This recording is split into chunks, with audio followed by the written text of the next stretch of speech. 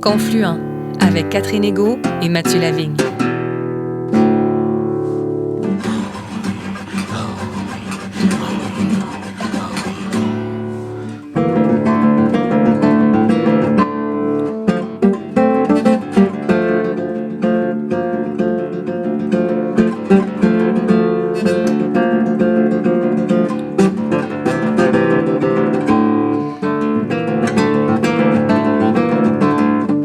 Bonjour Catherine, qui rencontrons-nous cette semaine?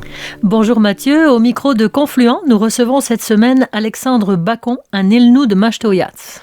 Titulaire d'une maîtrise en administration publique, Alexandre Bacon a été conseiller politique pour la nation Innu et conseiller stratégique auprès de différentes organisations, notamment sur les questions de gouvernance et d'autonomie gouvernementale.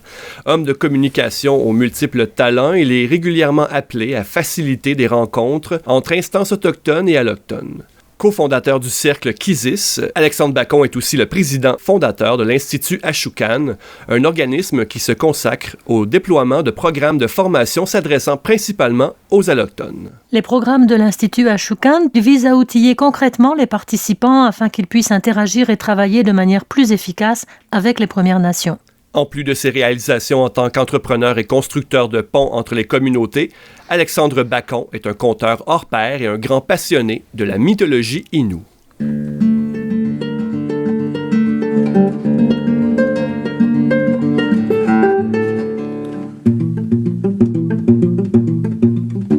Alexandre Bacon, bonjour. Bonjour Catherine, vous allez bien? Oui, merci vous-même. Oh oui. Alexandre, vous êtes un Innu originaire de Mashtoyas et vous avez beaucoup de talent et beaucoup de passion aussi. Vous avez notamment étudié à l'École nationale d'administration publique. Vous avez été conseiller politique de la nation Innu. Vous vous intéressiez beaucoup à l'époque à l'autonomie gouvernementale. Et encore à ce jour. Et encore à ce jour. Voilà. Vous avez fondé l'Institut Ashukan, qui Exact. est un institut de formation. Est-ce que vous avez un petit peu délaissé le volet autonomie gouvernementale, implication politique, ou est-ce que la formation, c'est un peu de la politique par d'autres moyens, finalement? Peut-être. Effectivement, on dit que tout peut être politique, mais je pense que l'approche des formations qu'on propose est assez dépolitisée dans le sens où elle n'est pas là pour animer les passions, elle n'est pas là non plus pour culpabiliser qui que ce soit. On est vraiment en mode solution. Alors, voici les enjeux, voici les possibilités qu'offrent nos partenariats, la collaboration entre les peuples autochtones et le reste des acteurs de la société canadienne. Voici comment nous avons tous à y gagner. Alors, on est vraiment dans cette logique plutôt davantage de construire des ponts. Et c'est d'ailleurs ce que veut dire le mot Ashukan, qui est un mot universel dans les langues algonquiennes et qui réfère à l'idée de pont. Et donc, concrètement, vous mettez sur pied des formations. C'est le premier des trois grands volets de services que propose l'Institut. D'une part, donc, c'est formation. Le deuxième volet est davantage un volet de recherche parce qu'il y a encore beaucoup à découvrir et à apprendre au sujet des peuples autochtones. Et un troisième volet qui en est un davantage d'accompagnement stratégique auprès des organisations qui souhaitent déployer des volets autochtones au sein de leur organisation. Ça peut être des paliers gouvernementaux, des ministères, des universités, des industries, des OBNL, bref, un peu tout le monde, parce qu'effectivement, je pense, plusieurs, au cours des dernières années, ont été touchés d'apprendre cette autre version de l'histoire qui, à mon avis, est déficitaire dans les écoles. On ne forme pas, à mon avis, les jeunes citoyens de demain à saisir dans leur pleine ampleur les enjeux autochtones. Pourquoi est-ce que c'était si déficitaire? Est-ce que c'était délibéré, à votre avis, ou est-ce que simplement on n'y pensait pas aux Autochtones? C'est comme s'il y avait un angle mort important dans la conscience collective des citoyens canadiens au sujet de ce qui s'est passé à l'égard des peuples autochtones. Alors, par exemple, les gens disent parfois « Ah, mais je pensais que je n'avais pas le droit, moi, d'aller sur une réserve. Alors, on entend souvent ça. Bien sûr, aujourd'hui, c'est faux. Aujourd'hui, c'est faux, mais effectivement, jusqu'au dernier principal amendement de la loi sur les Indiens en 1951, si vous vous trouviez sur un territoire de réserve, vous étiez passible de 50 $, à l'époque c'était énorme, et ou 1 mois de prison. Mais ce que l'on ne dit pas, c'est que l'inverse était vrai aussi, c'est-à-dire que quelconque Première Nation se trouvant à l'extérieur du territoire de réserve était lui aussi passible de prison. Alors, ça prenait une permission ministérielle aux Premières Nations. Ce n'est pas vrai dans le cas de toutes les Premières Nations au Canada, mais dans une large proportion, les Premières Nations étaient prisonnières des territoires de réserve. Et jusqu'à cette date, un avocat qui décidait de défendre une cause autochtone était passible de 10 ans de prison. Il est illégal jusqu'en 1951 pour des avocats de défendre des Autochtones en justice. Alors, c'est toutes sortes de volets comme ça. Bon, c'est pas possible. Pourquoi n'ai-je pas su ça? C'est hier matin. Puis, il y a toutes sortes d'exemples assez étonnants. Quand on regarde le contenu des livres scolaires à venir jusque dans les années 1970, on parle pas d'omission là, dans ce cas-ci. On parle vraiment de dénigrement évident. On se met déjà dans la tête des enfants une sorte de peur, à la limite de haine à l'égard des peuples autochtones, avec évidemment en faisant peser sur les épaules des peuples autochtones, par exemple le massacre des saints martyrs canadiens ou le massacre de la Chine, et sans pour autant non plus remettre les choses en contexte, sans pour autant non plus mettre en évidence tout ce qui par ailleurs avait été déployé à leur encontre. Mais même pour les Autochtones, c'était dévastateur. On a reçu à notre micro des Autochtones qui disaient, mais quand on était petit, on avait peur des Indiens. Exactement. Ben, c'est un peu le principe, je pense, des pensionnats, d'amener une sorte de haine de soi. La Commission de vérité et de réconciliation du Canada, qui a été mise en place en 2008 sous le gouvernement fédéral de Stephen Harper, et qui va déposer un rapport final en 2015. On va entendre des milliers de témoignages qui, à l'échelle du pays, ont mis en évidence comment, dans l'un ou l'autre des 130 quelques pensionnats, on a littéralement mis en œuvre ce leitmotiv où on disait qu'il fallait tuer l'Indien dans l'enfant. Une partie importante, je pense, des difficultés psychosociales vécues, et encore à ce jour, parce qu'évidemment, ces traumas se transmettent de manière intergénérationnelle, et avant de guérir complètement, ça prend des années.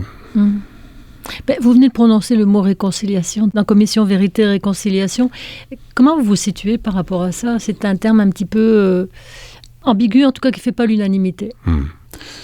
Il est difficile, quand on se penche réellement sur tout ce que suppose un réel processus où tout le monde cohabiterait dans une sorte d'harmonie, sans, je pense, viser une situation qui serait utopique, ne serait-ce que de dire, OK, refermons les fossés socio-économiques, débarrassons-nous de la loi sur les Indiens, qui, aussi étonnant que ça puisse paraître, s'appelle encore la loi sur les Indiens. C'est abracadabra de voir que cette loi est encore en place. Alors, quand on regarde toutes les dimensions de ce qui est à régler, le terme réconciliation paraît peut-être un peu trop ténu. Alors, comme s'il ne s'agirait que de se serrer la pince avec une bonne tape dans le dos, puis c'est bon. On pourrait continuer. Non, malheureusement, quand on regarde l'ampleur de ce qui est à déployer pour prétendre que nous serions un jour réconciliés, effectivement, plusieurs disent « Ah, me semble que le mot réconciliation est trop faible ». Maintenant, je pense que le terme réconciliation a fini quand même par constituer une sorte de principe général que l'on cherche à poursuivre et qui guide un certain nombre d'actions. On le voit notamment justement dans les appels à l'action du rapport final de la Commission de vérité et de réconciliation, les 94 appels à l'action, qui, je pense, sont des bonnes balises pour pister les gens comme citoyens ou comme organisation, à savoir, bon, que puis-je faire comme personne, comme organisation, et plein de, si on veut, d'organes de la société canadienne sont interpellés parmi ces 94 appels à l'action. Alors là, comme dans d'autres, je dirais, recommandations, dans d'autres rapports, on trouve de belles pistes. La réconciliation, pour vous, est-ce que ça passe aussi par l'information? Parce que c'est difficile de se réconcilier avec quelqu'un qu'on ne connaît pas et dont on ne sait pas exactement ce qu'on lui a fait, parce que c'est un petit peu ça que vous constatez avec Ashukan, c'est qu'il reste beaucoup d'ignorance quand même. Ah oui. Mais en même temps, beaucoup d'ouverture, en tout cas beaucoup plus qu'on en a trouvé il y a une trentaine d'années. Ah oui, ça s'est bien amélioré quand même. Oui. Je pense qu'il y a une nette amélioration. Alors, bien sûr, il reste du travail à faire, puis je vous dirais que je perçois le processus plutôt sur une échelle de dizaines d'années que sur l'échelle d'un seul mandat gouvernemental. Un gouvernement ne pourrait pas dire, bon, voilà, pendant les 4 prochaines années, je réconcilie. Soyons réalistes, ça va prendre des années. Et peut-être je commencerai par revoir le contenu des contenus éducatifs qui est soumis aux jeunes du primaire, du secondaire, même du collégial. de sorte là, qu'on pourrait peut-être penser qu'on pourrait communément tenir la plume pour rédiger certains chapitres, puis permettre aux jeunes citoyens de demain d'avoir une perspective multiple sur ce qu'est l'histoire de ce pays. Il y a une richesse culturelle fantastique, des savoirs ancestraux qui sont là, des savoirs traditionnels qui sont maintenant mis en valeur, aussi même dans la façon dont nous entretenons un lien avec les territoires d'ici, la façon dont l'économie se développe, la façon dont nous pensons même notre relation les uns aux autres. À mon avis, les peuples autochtones ont quelque chose d'important à apporter et peut-être des solutions aux problématiques que l'humanité rencontre actuellement. Vous disiez que la situation s'était bien améliorée depuis 30 ans, qu'il y avait moins d'ignorance. Qu'est-ce que vous constatez dans les commentaires que vous font les gens qui suivent les formations d'Ashokan, par exemple? Qu'est-ce qu'on ignore encore beaucoup? À mon avis, un des points qui revient les plus communément, ce sont les politiques d'assimilation qui ont été déployées à l'encontre des peuples autochtones. Quand on regarde dans les livres d'histoire, il y a les peuples autochtones tels qu'ils vivaient ici, les Algonquiens, les Iroquois, les nomades, les semi-nomades, les gens qui se souviennent de ça. À la limite, il y a la Grande Paix de 1701, la Grande Paix de Montréal, et après ça, il ne se passe plus rien. Là, il y a une espèce de trou dans la compréhension, dans la lecture générale. C'est comme si les Autochtones avaient disparu. Jusqu'à où? Jusqu'à Oka? Jusqu'à exactement 1990, crise d'Oka, où là, les peuples autochtones ressurgissent. Évidemment, les gens qui sont en région, eux, les côtoyaient parce que on les retrouve davantage peut-être en région et les tensions ont été, dans bien des cas, vraiment réelles. Je pense... par exemple, à cette île où la nation Innu qui était à Ouachat, on leur a demandé de se déplacer et ça a créé des tensions sociales très importantes. Vous ne voulez pas les voir vraiment, là. Voilà. Tout ça pour dire que les gens sont assez surpris, en fait, d'apprendre tout ce qui a été déployé à l'encontre des peuples autochtones. De la violence étatique? On ne pense pas même que ça a pu être commis.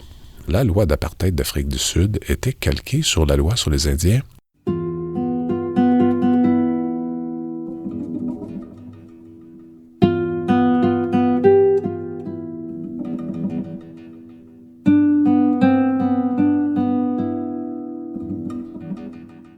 Alors, voici une autre perspective sur l'histoire du Canada. Une histoire du Canada où, finalement, on dirait davantage un pays d'apartheid qui s'ignore. Ouais. Alors, ce sont tous cet autre angle sur l'histoire du pays qui, je pense, doit être apporté. Non pas dans une logique de provocation, de confrontation, mais de réconciliation. C'est-à-dire, écoutez, si réellement on veut nous comprendre les uns les autres, on doit faire ce pas d'aller prendre le temps d'écouter ce qu'est la perspective de l'autre sur l'histoire de ce pays, sur sa relation au territoire et sur ce qui s'est passé dans l'arrière-cour. Et des conséquences que ça a encore aujourd'hui. Vous parliez des traumas intergénérationnels des pensionnats. C'est pas seulement de l'histoire, c'est-à-dire ça a encore des effets très très réels aujourd'hui. Très clairement. Encore là, il faut se méfier de faire des généralisations, mais effectivement, quand on regarde les problématiques de suicide notamment, les taux sont de 4 à 10 fois plus élevés. Dans les communautés autochtones, alors il y a une réelle détresse qui est là, et pas toujours les moyens pour, si on veut, là, nous assurer que les gens aient sur place. Quand je dis pas toujours les moyens, vous comprenez que c'est un euphémisme, là. Tout est sous-financé sur les communautés. Québec, le gouvernement du Québec ne verse pas un seul sou sur quelconque programme qui est déployé sur une communauté autochtone. Il y a quelques exceptions, quelques CPE peut-être qui sont financés sur communauté, mais à l'extérieur de ça, le Québec ne paie pas un seul sou pour qui que ce soit sur une communauté autochtone. Parce qu'il y a toujours l'idée que c'est le fédéral. Les autochtones, c'est le fédéral. Parce que dans la Constitution canadienne, effectivement, à l'article 91-24, on est dit que c'est de compétence fédérale. Alors, ça crée une sorte de guerre de tranchées entre le fédéral et les provinces. Ce n'est pas que le Québec, c'est vraiment à l'échelle du pays. Et ce qui paie finalement le prix de cette guerre de tranchées, ce sont les Premières Nations. Qu'est-ce qu'on fait avec la loi sur les Indiens? Vous disiez tout à l'heure qu'on ne peut pas la garder. En même temps, Pierre-Éliott Trudeau avait essayé de l'abolir avec le livre blanc en disant « Allez, maintenant, vous êtes des Canadiens comme les autres. » Puis évidemment, les Autochtones n'étaient pas d'accord.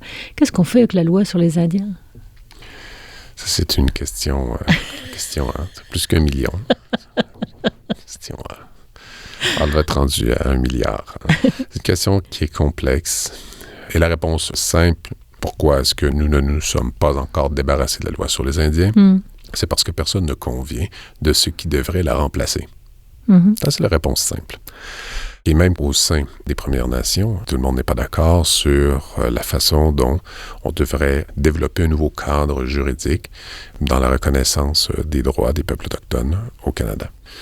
C'est là que ça devient effectivement assez complexe. C'est ce qu'avait tenté initialement, lors de son premier mandat, le gouvernement Trudeau en 2015. Je ne parle pas de Trudeau père, mais puis elle vient de Trudeau fils. Trudeau père n'était pas aussi enclin à la reconnaissance des droits des peuples autochtones. Et ça, c'est le moins qu'on puisse dire. Donc, Trudeau fils, en 2015, déploie un projet de cadre de reconnaissance des droits. Malheureusement, ça n'aura pas fonctionné.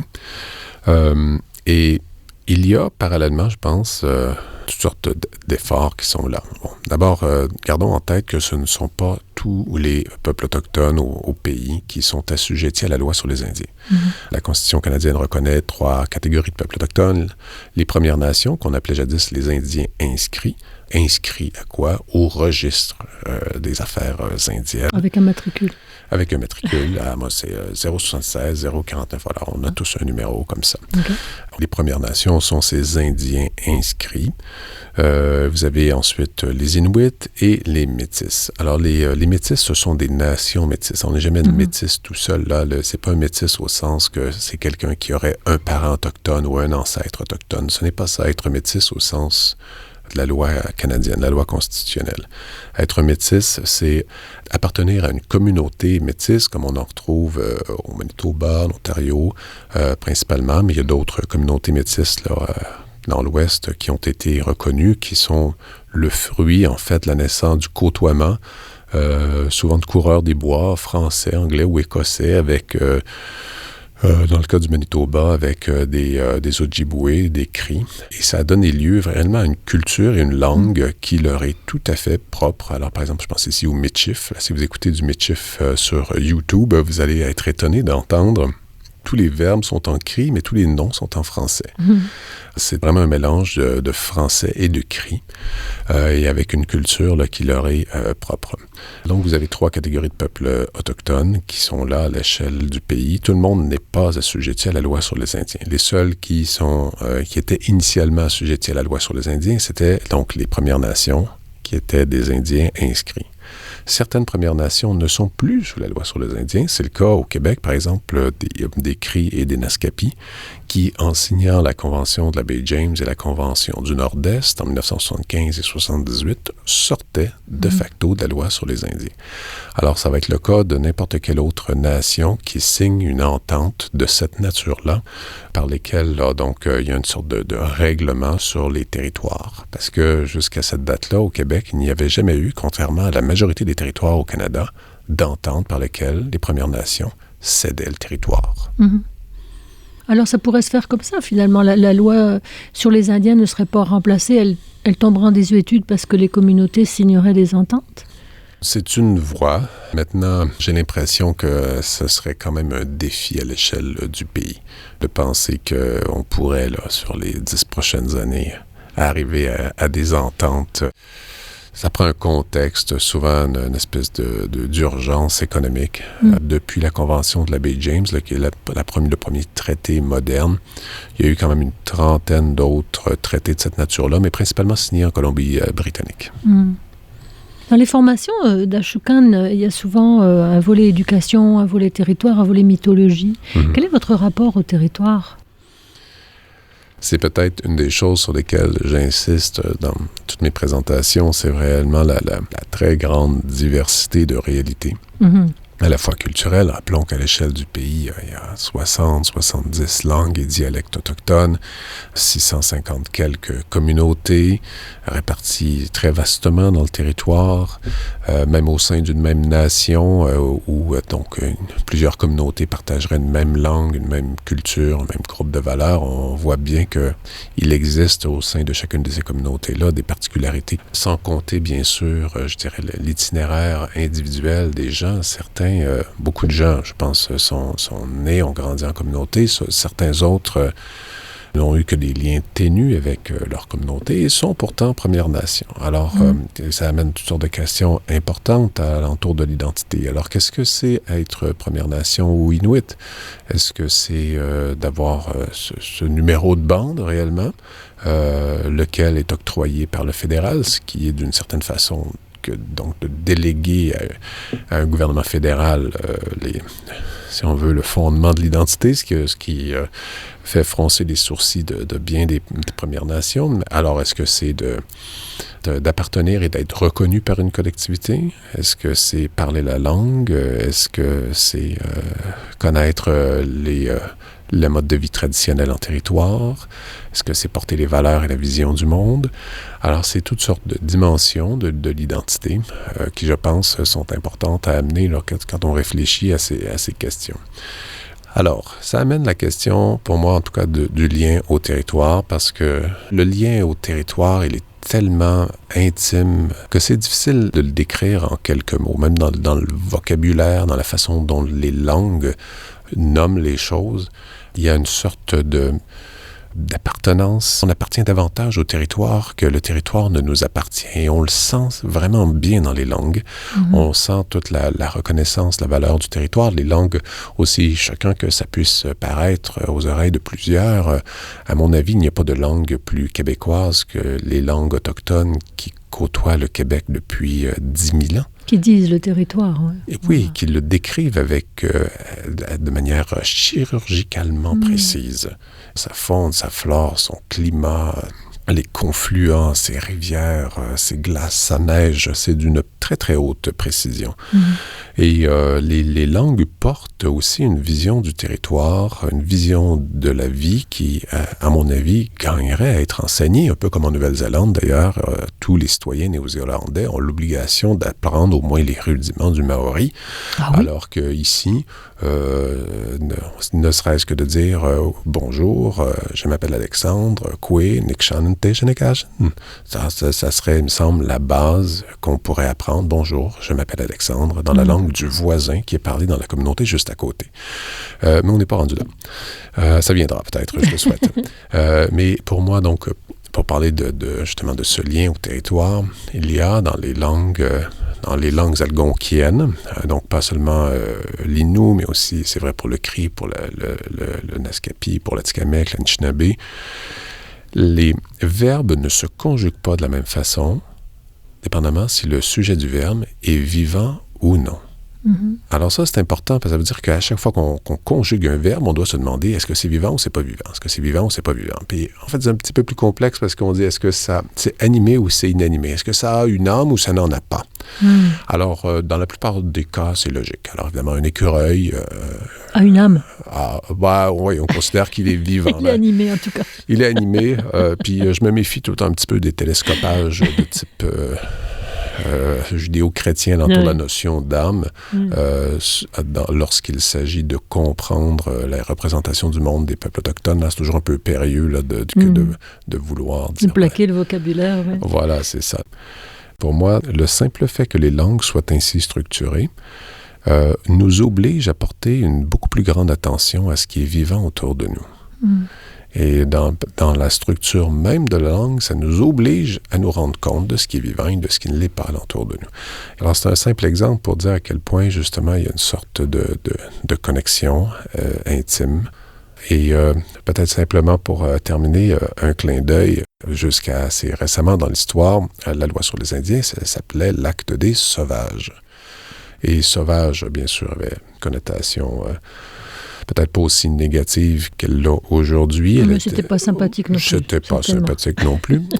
Et la racine étymologique du mot sauvage est la même que sylvestre, ça veut dire des forêts. Alors, ce sont les gens des forêts. Pendant quelques années, au début du 20e, les Indiens, les sauvages, relevaient des affaires des ressources naturelles Canada. Alors, on était considérés comme des ressources naturelles. On appartient au territoire. D'un point de vue, évidemment, des autorités coloniales, ça c'était vu avec énormément de condescendance. Il y a quelque chose qui n'est pas faux non plus là-dedans. dans la façon dont on entend notre relation au territoire. Nous appartenons, nous sommes le territoire. Et on le voit dans les récits anciens, il y a vraiment une sorte de continuité entre le monde animal et l'humain. Justement, vous parlez des récits anciens. Les formations d'Ashokan laissent toujours une bonne place à la mythologie parce que vous êtes conteur aussi, Alexandre Bacon. Ah, je sais pas. Si, je peux vous dire, je vous ai vu conter, si. Eh bien, j'aime les contes, en tout cas, j'aime les rendre, parce que pour moi, ils sont vraiment remplis d'une incroyable richesse. Je les étudie assez religieusement, ces récits anciens, parce que, à mon avis, ils résument assez fantastiquement la vision du monde des peuples autochtones. Et on le voit dans les récits fondateurs. Si on veut, il y a un certain nombre de récits fondateurs. Certains disent 5, 7, 12, ça dépend. Mais souvent, ces récits-là, ça dépend un peu comment on les divise entre eux, mais ils forment quand même un grand corpus de récits qu'on appelle les ethnogona. Quand est-ce qu'on va pouvoir vous entendre conter sur scène? En fait, je le fais parfois. Il y avait un festival de contes dans ma communauté où justement j'aimais bien aller conter, le festival Atloukan. À Mashtewiyat, jamais vous avez repassé par là. Une prochaine édition, vous allez possiblement me trouver. Merci Alexandre Bacon. Je rappelle que vous êtes président fondateur de l'Institut Ashokan qui donne des formations vraiment formidables. J'ai eu l'occasion d'en suivre une et puis c'est vraiment formidable. C'est vous qui animiez celle-là. Je ne sais pas si vous les animez toutes, mais ça s'écoute comme un conte. Merci Alexandre Bacon. Merci à vous Catherine.